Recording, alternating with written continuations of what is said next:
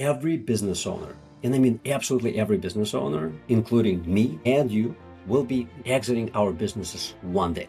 How you will exit that business successfully, by design or by default because you or me or all of us get old, get sick, get tired, something else happens and we have to leave, is entirely up to us. And it's based on the actions that we take today, tomorrow, years in advance of exiting the business. In this podcast episode, I got to sit down and interview Brian Zapf of Flight Financial.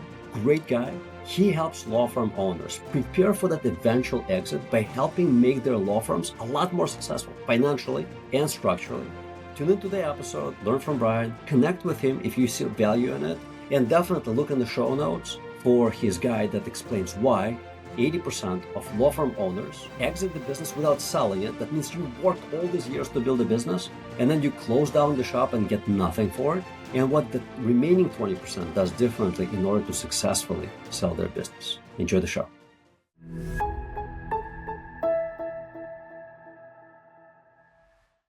Do you ever imagine a nightmare scenario where you cannot work? Like, can't go to work tomorrow. That's it. You're incapacitated. Something happens. Can't work anymore. What happens to your personal income? Comes to a screeching halt. What do you do? How do you cash in and make sure that you can provide for yourself and for your family for all the future to come? It's a hard realization, but most of us, most business owners, period, know that their business is not sellable. Or they may have a fantasy about how it can be sold and for a significant amount of money. But the truth is, statistically speaking, overwhelming majority of businesses, and that includes law firms, are not sellable. So if tomorrow you cannot work and your income stream ceases to exist and you cannot sell your law firm, then what? I'm not trying to fearmonger. It's a real possibility. This is the reason why most reasonable people, especially those with responsibilities like family, mouths to feed, get life insurance. But you can't get that kind of business insurance. Or can you? Well, kind of, sort of, you can. You can build a law firm that's actually valuable asset, something that you could sell off, something that you could sell off for a significant amount of money. I'm going to be teaching a webinar. It's just 60 minutes, August 21st, where I'm going to be talking about that, like how to build up a value in your law firm so you can sell it for 10 million bucks, give or take. A nice chunk of change that will last you probably a lifetime, unless you go get a huge boat and fancy cars and whatever else. But chances are, if you can't work, you probably would not be interested in mega yachts and whatnot. So attend the webinar, sign up for it down below. It's going to be great. You're going to learn a lot of new things about how to get the valuation of $10 million, how law firms are actually valued, and what are the 5 systems that any business, and law firms included, any business needs in order to generate that substantial value in the business so that other law firm owners would actually want to buy you, or maybe not too distant of a future, a private equity fund would want to buy you because you will have an investable grade law firm. Sign up. You will not regret it. Pay yourself forward. Welcome to Grow Law Podcast. I have a great guest with me here today, Brian Zapf of Flight Financial. Welcome to the show. Thanks, Sasha. Excited to be here. Brian, you and I, before we hit the record button, talk about one of my favorite topics, and that is building law firms, building them up for sale, and exiting successfully. You've been consulting, coaching, training, and helping law firm owners get to the point where they can exit successfully. How did you get into this business and why? That's a great question. And I had long ago thought that I was going to become a lawyer. Like I took the LSAT, I was applying to law schools, but I was also really interested in business and I was applying to business schools too. And I kind of realized, I couldn't do both. I didn't want to come out of school after 4 years with, 200K worth of debt. So I decided to focus on business. I did investment banking for several years, worked on kind of, with a lot of founder owned businesses, helping them figure out how to grow and exit. And just, when COVID hit, I kind of realized, life is short and I want to control my own destiny. So, I launched my own firm, originally doing more fractional CFO type services. But I realized over the course of that, a lot of my clients started to, that they wanted somebody to help them figure out how to exit their business, or they were approaching retirement and they realized they didn't have a succession plan in place. Everything was kind of tied to them. If they got hit by a bus, what happened to kind of their life's work that they'd built in their firm? And so I realized that there was a need too, not just with, I'd started working kind of more broadly with professional services firms, but I realized that law firms were an underserved kind of area of focus. So I've gradually over time, focused my client base on working with, law firms between, I'd say 1 million to, at the top end, 20 million in revenue, and helping them figure out, how do we take what we've built and make sure that it's sellable, and then kind of get that dream exit that we're looking for. Super interesting. Taking it one step back, you said that you were deciding between going to a B school, studying business, or going into legal field. So you must love stress, because either one of them comes with a ton of it. I'd say I'm a glutton for punishment with that. Yeah.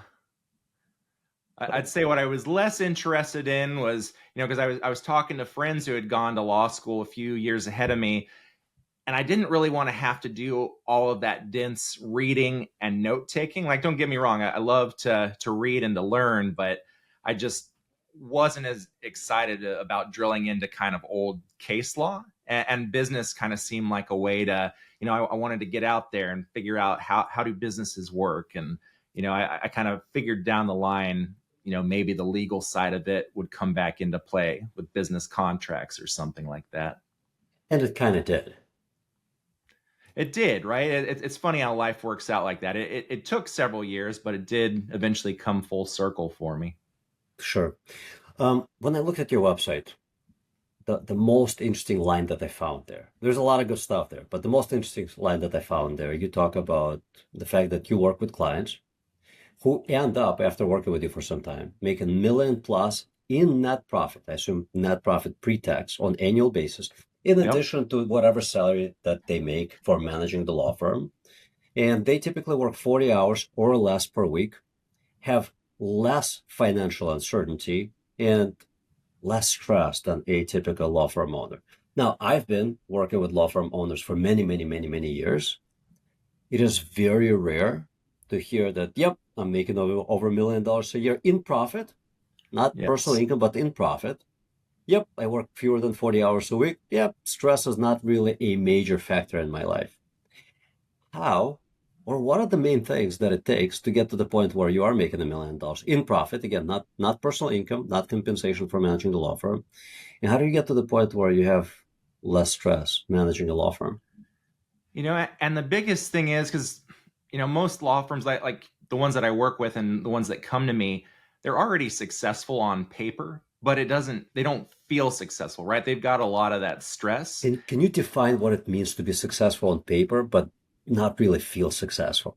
Sure. Yeah. So successful on paper, you've got kind of, right, like your firm's making millions of dollars a year, In right? revenue. Maybe you're working on high profile cases. You've got a lot of, Revenue, not profit, right? Just yeah, revenue. Okay. revenue, right? Yeah. So kind of your top line revenue is at least $1 million plus a year, right? So you can say you've got a $1 million firm.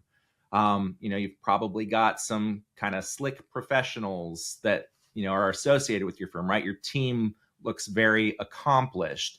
Maybe you're working on high profile cases or legal work. You've got some big name clients, whether that's corporate clients or individual clients, right? Maybe you've got like the Mercedes Benz, or you've got the vacation home in Aspen, right? All the kind of trappings of success that if somebody looked at you, they'd be like, this person is successful. But deep down, like you don't feel successful. Like you're lying awake at night, right? Everything in your firm feels like it's on you. It's just this immense pressure that if you got hit by a bus or something happened to you, what happens to this legacy, all this work that you've done? What happens to your team and your clients and your family? Your family. So it's just a lot of stress that they're carrying. Yeah, I've owned multiple businesses by now in my second half of my 40s, and four of them passed the threshold of $1 million. I never felt successful at $1 million of top line. Yeah. This is where your hair is on fire. You do not make a lot of money. There's a lot of chaos. You do not have a second home in Aspen. That's impossible. Yeah. Maybe a tiny studio somewhere in Aspen, far away from the lift, ski lift. So it's interesting. So you're a fractional CFO to law firms. Like, what's the path that you take your clients through to get from that point of top line million to the point of bottom line million? Those millions are very, very different millions. That's very true. And there's a lot of, I'd say, kind of profit leaks in the business in between the million in revenue at the top versus the million kind of bottom line profit. And obviously the biggest thing is kind of your payroll, right? What are you paying other partners on your staff? What are you paying your associates, your paralegals? And, you know, so usually when I work with a new client, I'll do a review of their profit and loss statement, and I'll kind of see, okay, where's your revenue coming at, and then where are you investing that revenue, right? Like, are you spending too much on your team? And generally, you don't want to spend all in, ideally more than 40%, maybe at the absolute most 50% of your revenue on total payroll all in. And that includes not just their salaries, but their bonuses, right? Any profit sharing or 401k matching, any payroll taxes you're paying. And then after, Health insurance, yeah, 401k, all of those exactly, right? things, All those kind 100%. of fringe benefits and other Yep, costs. yep.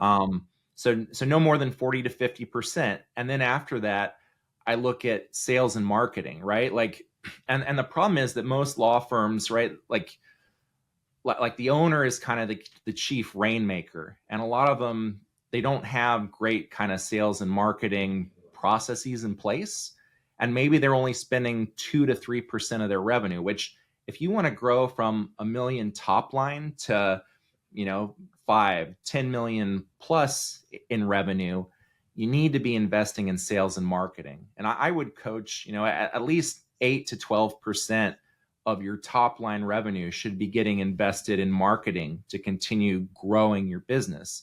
And Sasha, I know we were talking before, and you'd shared with me an interesting case study you'd seen where a firm was spending, was it 25% of their revenue on that? 25% adjusted on quarterly basis of their top line revenue. So every quarter, if they added another $1 million in revenue, they would add the following quarter, they would increase their marketing investment by 250,000, Hmm. like clock, Yeah, which every puts them at quarter. a very, very rare level of firm there. So, and the way that they did it, to add to what you were just saying, is they optimized their payroll costs down to 37% across the board. So all of their payroll costs, everything, 37%. And you asked Hmm. me if there were a lot of senior level partners versus paralegals and Yeah. associates. And I'm like, no, two senior level partners, the co-founders of the law firm, the owners of the law firm, and everybody else, associates, paralegals, some, no, all of them were based in Atlanta. All of them. Nothing offshore, everything in US, Hmm. 37%. That's how they were able to afford 25% investment into growth, because that's ultimately what it is, it's growth. Which makes sense. And the kind of the other piece there, the last bucket, is really your overhead costs. So I would imagine they must have had things dialed in pretty tightly with kind of the practice management software and kind of the SOPs that they had documented. Because, right, you've got to make sure that your team's doing the work. But if it's you and your partner at the partner level overseeing everything, you can't be micromanaging the staff. That's just not efficient for your time either. 100%. I think, and I don't know all the details, although Luis Scott, if you're watching this podcast, you can look up, he was on this podcast twice. He is Hmm. the guy who co-managed that law firm, Bader Scott. He has exited. I believe he has exited. At least he's not a managing partner anymore. He now trains other law firm owners how to grow an 8-figure law firm. That's the name of his new company, 8-figure law firm. Hmm. So the way that they did it, I imagine, is first they set a target for payroll costs because it's the biggest piece of the puzzle. And let's Yes. suppose that they set it for 30. So we're recording this in the middle of 2025. So let's say you and I are partners. So I think the way that they did it, they were like, all right, starting January 1st, 2026, because you need some time to get there. You do, Starting yeah. next year, 37% is the most that we can spend on payroll.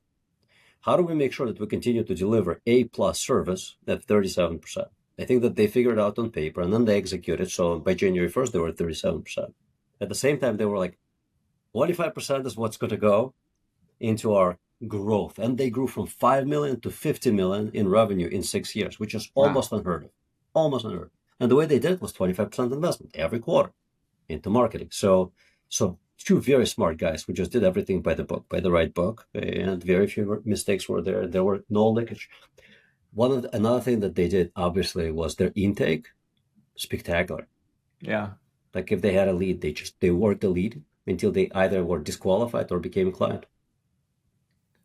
Which is what it takes. It takes that persistence and that follow up, and right, you've got to have a good, clear process around that. Yeah, absolutely. So clients come to you, $1 million in revenue, maybe a little more, feel success or seem successful, are not really successful. What do you do with them on like monthly, quarterly, annual basis to get their business to the point where they are making $1 million in profit, in addition to their W-2 income, two different incomes, and feeling successful, really feeling successful?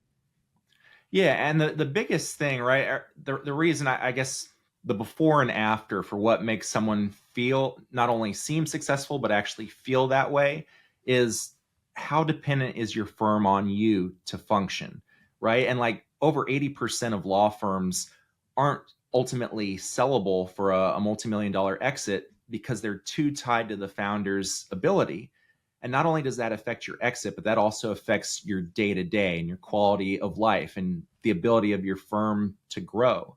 And so, what I like to do, I typically start new clients off with a 90-day sprint. And so, we'll come in and I'll look at kind of what is your firm worth today, right? And kind of try to understand like do you have processes? How much are you spending on your payroll and your marketing? And kind of come up with the where are you today? What's your firm worth? And then ideal state, if you were going to be this, multi-million dollar revenue firm that's where you're making $1 million plus a year in profit and you're working 40 hours a week with lower stress, which you can't completely eliminate stress from the legal profession, right? That's just the nature of the industry, but you can definitely minimize it. So once we come up with kind of that target for best in class, where should we try to get you to? Then it's working on a sprint and kind of figuring out, okay, what can we do over the next 90 days here? What are our kind of, lowest hanging fruit, highest leverage opportunities? Like maybe it is with payroll. Why are we spending, if we're north of 40% all in on payroll, why are we spending so much relative to our revenue? Like are our people not out there billing and collecting enough? So maybe maybe it's an intake problem and you don't have enough leads, or maybe your people, you've got enough leads, but you don't have good systems and your staff, they're too stuck in lower value work that they're not collecting on what they need. Or maybe it's a collections problem. Maybe you're doing plenty of work, but your team, you don't have a good follow-up process with your clients to make sure you're getting paid. So kind of looking at, how much revenue is coming in, and where is it leaking out of your profit and loss statement to get to the profit that you're currently experiencing. And from there, we figure out what are kind of 1 to 3 key kind of objectives that we can focus on over the next 30 days and who needs to own it. And maybe it's you as the owner, but maybe it's somebody else on your team who needs to own it. Like maybe you've got someone overseeing, client intake, and they need to come up with a better process for making sure that leads aren't leaking out of the system if you're already spending enough to generate those leads. So it's kind of an iterative process with the founder, right? Like success looks different for everybody. So I want to understand, what does success look like for you? And then for best in class firms that kind of reflect that definition of success, what's our step by step to get you there? So, it's initially it's a 90-day sprint. We have a couple meetings each month to kind of review where we're tracking to in our plan, what's the business actually doing, and then how do we course correct to stay on track. And then beyond that, it's like, okay, we get to the end of the 90-day sprint. Let's look at where we were when we started. Let's look at where we are now. And then, are you as the owner, are you happy with what your firm's worth with that value now? And if you are, like, what do you want to do? Do you want to continue owning your firm? Um, right? Because at the end of it, you'll have clarity and a playbook that you could take and use yourself. Or do you want to keep working together and grow your value even further? And then at some point, right? Like everybody who starts a business, eventually they're going to have to exit that business. And you can either successfully exit that business by selling, maybe it's an internal transfer, or maybe it's to a third party. And we can talk about that, because I think there's never been a better time to ensure that your law firm is sellable, right? Like I don't know if you're familiar, well, you're probably familiar with kind of the legal changes that are coming through, right? Like how Arizona's Yeah. allowing non-lawyers to own Mhm. law firms, how KPMG, a big four accounting practice, started its own legal practice. And then there's a lot of private equity interest in law firms, but most states still don't allow non-lawyers to own law firms. But the caveat 49 there is, specifically. sorry, what was that? 49 states as of this time do not allow you, although Colorado is changing probably sometime So, in the so there's a foreseeable future. few there's a few that are testing sandbox versions. Testing. So Arizona allows it, and then Utah, and I believe California, and I think Washington D.C. with like certain restrictions. They're Mhm. testing it in like a sandbox environment. Yep. But most states, they're still saying no. Only lawyers can own law firms, which that creates a huge opportunity. If you're an entrepreneurial minded law firm owner, like the first thing you have to do is get your own financial house in order, right? Make sure your law firm's dialed in. But not only is marketing a great way to accelerate growth, but acquisitions are too, right? If you buy other law firms, like So, you can go from 5 to 50 million in pretty short order there, with just a huge return on the investment. So there's a lot of opportunities to accelerate that growth while also ensuring that your firm doesn't depend on you to deliver that value. And that's how yeah. you create something sustainable. There's also a ginormous risk for most small law firm owners that once their market opens up, private equity rolls in, Yes. it may look like what private equity did to healthcare, to home service companies like HVAC companies and plumbing Yes. companies, because PE companies are very, very strong business operators. So if your Yes. state, and if you think it's not going to happen in your state, I think it's a delusion. I think it's a matter of when it's going to happen. It's happening. That's my thesis on it It's as going to well. happen. Yeah. Yeah, It's it's not going to if, happen. it's when. Yeah, the strongest will definitely survive, right, and thrive, and maybe offloading their business to those PE companies at huge multiples. But Yes. the opportunity to become stronger is today, and it may become just like it is. So if you do not know, chances are you do not know. Not you, Brian, but Mr. But or the law Mrs. Law firm Firm owners, owner. yeah. Like HVAC industry, those guys mostly who come to your home and fix your AC or your heater, that industry for the last 7, 8, 10 years has been completely changed Yeah. by multiple private equity companies that got into that industry and started buying up HVAC companies and putting them under the same umbrella with Yes. awesome management teams. What they did to those who could not sell because they were too small, just not lucrative acquisitions, is it didn't completely destroy their business, but it made their business that much weaker. Yes. You And I just don't would want to be say in that even position. closer to, sorry, like even closer to home, I would say is accounting firms, right? Because private equity is doing a huge roll up of these small to mid-sized accounting firms right now. And I've worked with a couple clients who were just kind of regular professionals, like you and me, who are exploring buying smaller accounting firms and doing their own roll up, using like SBA financing to do it. Yeah. SBA 7A loan will allow you to finance up to $5 million of the purchase price of the company that you buy.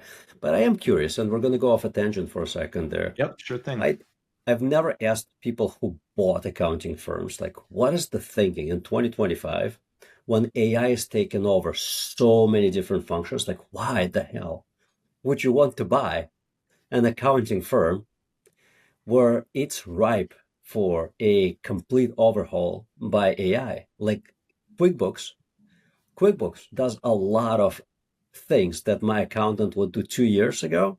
Now Yeah. QuickBooks does it for me. A couple $100 a Which is month. very true, and it has a lot of professional service providers kind of shaking in their boots. But I would say the biggest thing is that, like you said, right, like the more tactical stuff that can have a clear process around it, that can be automated and handled by AI. But what AI isn't as good at is the creativity and the strategic advisory, and just kind of, as an educated professional, the unique mix of insights that you have just over the course of your career, right? Like AI, at least for the foreseeable future, can't take that over. So if you can come in and get an established platform that's already got client relationships and revenue, and maybe they're just doing, kind of more tactical stuff, accounting, tax, bookkeeping, and add in more of a strategic advisory component where you're the trusted advisor and kind of relationship owner, there's a real opportunity for that. And I would say too, a lot of clients, right? It's like there's so much AI, which means there's so much content and information out there. How do you know what's real, and how do you know what to trust? And that's, again, where kind of the human element comes in. And I think that's where law firm owners can be very well positioned too, right? Like certain aspects of legal work are definitely, like contract review, right? Like you can do a red line in a matter of seconds with AI that would have taken hours. But kind of the deep relationships that good lawyers have with their clients, AI can't replicate that. But can you have like an AI enabled platform that allows you to focus more on that high value strategic work? I really think that, especially when it comes to accounting, maybe not to law as much, but when it comes to accounting, once AI does everything that a human does, Yeah. and the cost is going to be a fraction of a fraction, which it will be a fraction of a fraction, Yeah. the consumers, and that includes business owners, will bypass humans and go straight to AI because the benefit is going to be so incredibly sharp. I think that's true to a point, right? I think it is true, like for prepping a tax return, or prepping, like audit comments, or bookkeeping, right? But I do still think there's a human element that AI is not going to be able to get rid of. And the firms that I'm seeing on the accounting side selling for, the higher end multiples are the ones that have been kind of integrated client advisory services into their model more. This is my take on it. Let's see if I'm right 5 years down the road. Yeah. My Gen Z associates, and I have many of them, no longer talk to therapists. They talk to ChatGPT. Mm, So there's that very, very human side to yeah, AI today. It's not human, but there's enough empathy programmed into the effing thing that's true. where soon, like, I will not be calling my accountant. Think, please do not listen to this podcast, Alex. I will not be talking to his associate. Please do not listen to this podcast, Marina, because QuickBooks will be like, Sasha, blah, blah, blah. And I'm like, well, blah, blah, blah. And okay, your tax returns are done and filed. This is how much you owe. Do you want to submit the payment now, or do you want it to be drafted from your account? Like, how would you like to pay for this? I Yeah. think that's so coming. I think that companies that are investing into accounting firms today are going to regret it in 5 years' time, maybe sooner. I will be interested to see, because I think you're right in terms of kind of how a lot of people will want to interact with AI as you described. I think part of the challenge is that there's still instances where AI either makes mistakes or they just make Humans stuff do up. too. Humans do too. That's the That thing. that is Humans true. make mistakes all the time. Do you know how my accountant addressed a $30,000 mistake? Oh well, No. cost me 30 grand. Oh But he wow. said, oh well, missed something.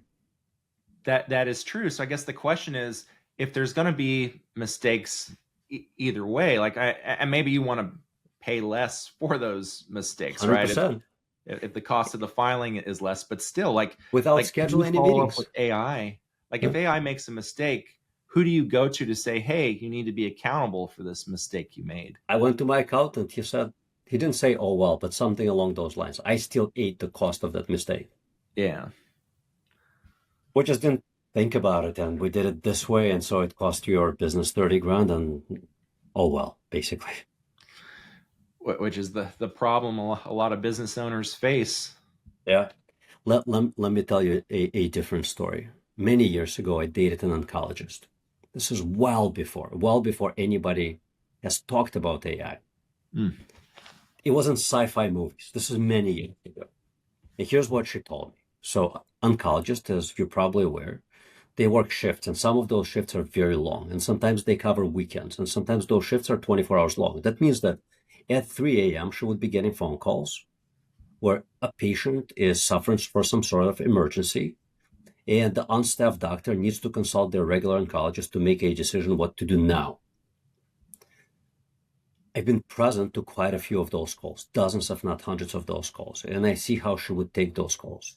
Mm. She would be tired. It would be the middle of the night, and she told me, this is over a decade ago. She told me that one day a computer will be able. She didn't say AI, didn't know the term at that, but one day a computer will be able to do this job better than I do. And I'm like, explain.